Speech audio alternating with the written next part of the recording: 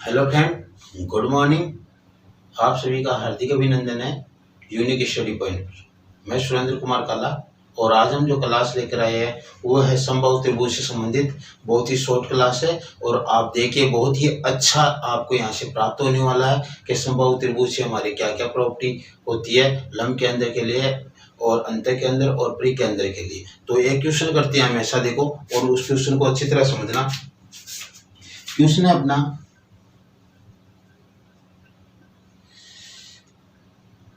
एक समबाहु त्रिभुज के अंत के अंदर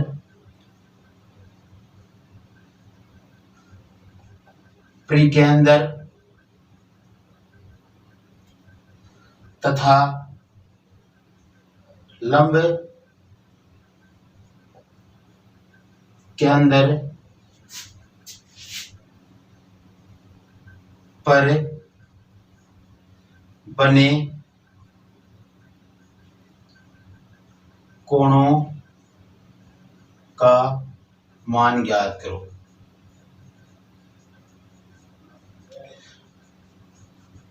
कि एक समबाहु त्रिभुज है जिसके अंत के अंदर पर कितने डिग्री का कोण बनेगा, परी के अंदर पर कितने डिग्री का कोण बनेगा और लंब के अंदर पर कितने डिग्री का कोण बनेगा, उसकी बात करने वाले हम।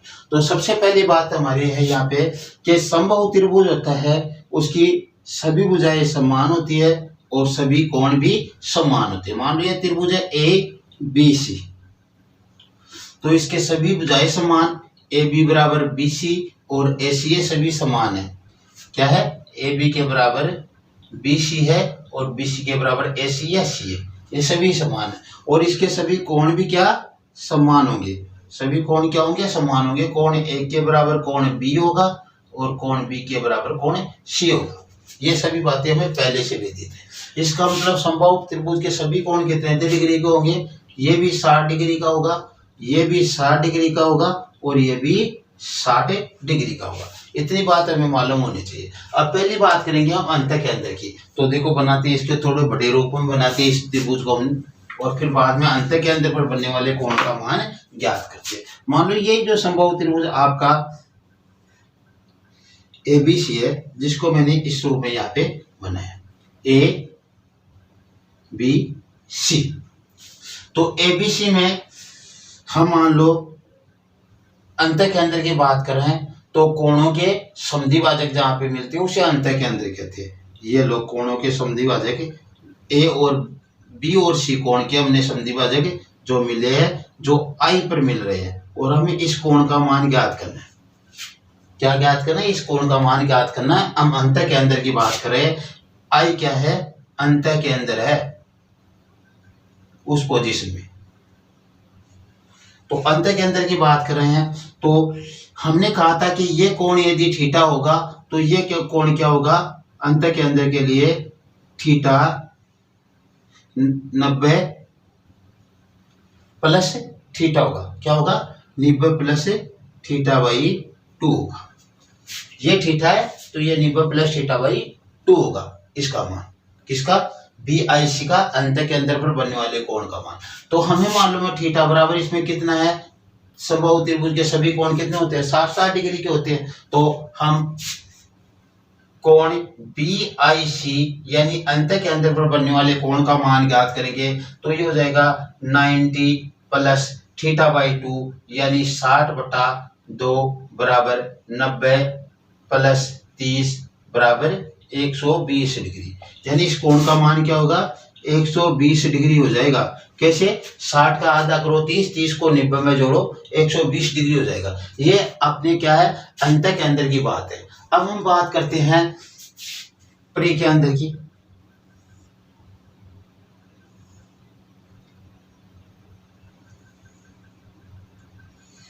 प्री के अंदर क्या है, प्री के अंदर जो ये भुजाओं के लंबवर्धक है जिस बिंदु पर मिलते हैं उन्हें हम प्री के अंदर कहते हैं। तो भुजाओं के लंबवर्धक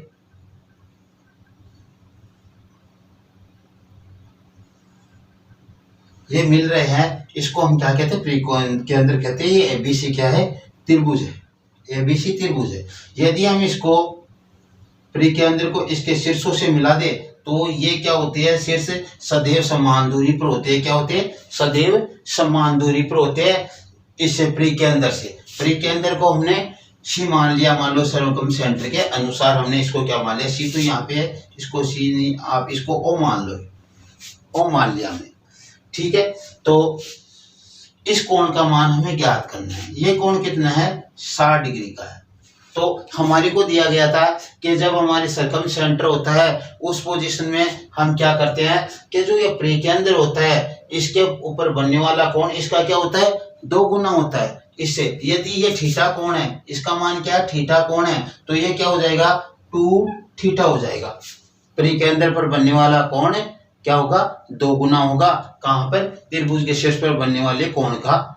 तो हम कोण BOC की बात करें तो 2 थीटा होगा, और थीटा का मान कितना है, 60 डिग्री है, तो 2 गुणा 60 बटा 120 डिग्री। तो सर्कम सेंटर पर बनने वाला कोण BOC है, परिकेंद्र पर बनने वाला, उसका मान क्या होगा, 120 डिग्री हो जाएगा। अंत केंद्र पर बनने वाले कोण का भी संभव त्रिभुज के लिए 120 डिग्री मान आया था, और जो आपका सर्कम सेंटर पर बनने वाला है, परिकेंद्र पर बनने वाला है, उसका मान भी आपके पास 120 आया। तो अब हम बात करते हैं किसकी, त्रिभुज बनाते हैं। इसकी सफाई कर देता हूं, 1 मिनट।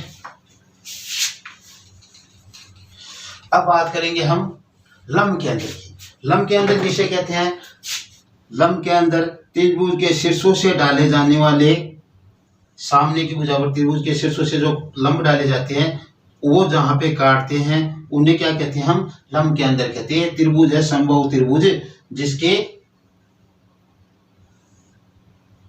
शीर्षों से सामने की भुजा पर डाले गए लंब जिस बिंदु पर काटते हैं उसे हम क्या कहते हैं, सर्कम सेंटर कहते हैं। ADBCF ये यहाँ पे।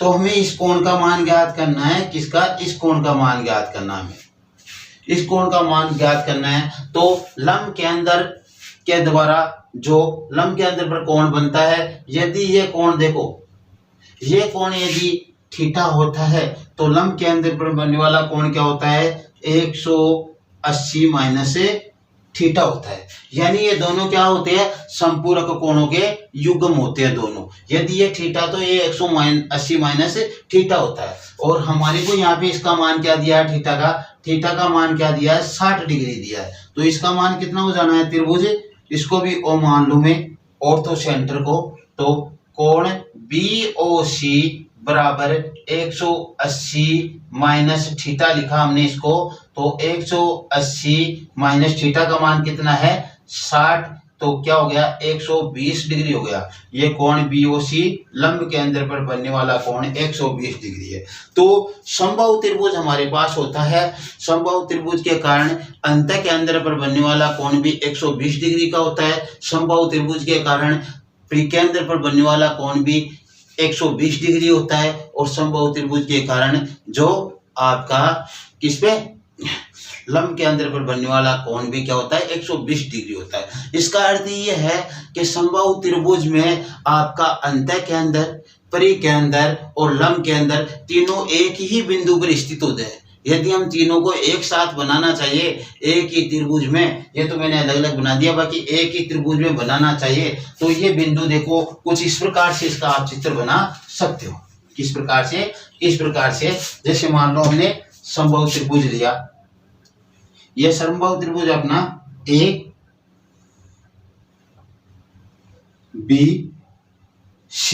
तो इसके जो लंब के अंदर होगा वही इसका क्या होगा, अंत के अंदर के लिए जो कोण का विभाजक समद्विभाजक होगा वो होगा, और वही क्या होगा, परिकेंद्र के लिए भुजाओं का लंब समद्विभाजक होगा।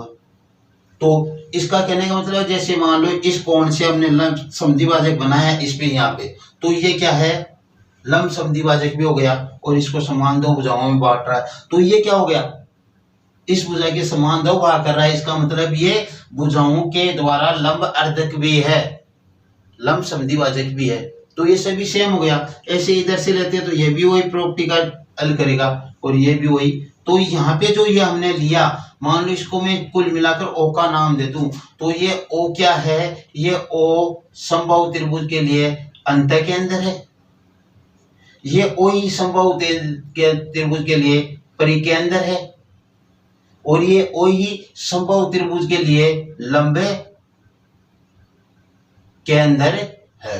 कहने का मतलब यही इंटर से सेंटर है, यही सरकम सेंटर है, और यही आपका ऑर्थो सेंटर है समबाहु त्रिभुज के लिए। कहने का मतलब समबाहु त्रिभुज पर जो समबाहु त्रिभुज में है इंटर सेंटर, सरकम सेंटर और ऑर्थो सेंटर तीनों एक ही बिंदु पर होते हैं। तो ये थोड़ा हमें आगे भी बहुत काम आने वाली है ये चीज। अब हम जो कोणों से संबंधित क्वेश्चन थे लगभग हम कर चुके हैं। आगे हम जो करेंगे भुजाओं के जो समितिभाजक होते हैं, जो समरूपता के आधार पर होते हैं, वो क्वेश्चन करेंगे आगे हम इसी पार्ट में। तो आज की क्लास में इतना ही। यदि ये क्लास आपको पसंद आई हो तो आप इसे शेयर कीजिए, लाइक कीजिए और सब्सक्राइब कीजिए। यदि आप FB पर है तो हमारे FB page unique study point को फॉलो कीजिए और शेयर कीजिए। आप हमारा ज़्यादा से ज़्यादा सहयोग कीजिए, हम आपके सहयोग के लिए तत्पर हैं। Okay, thanks.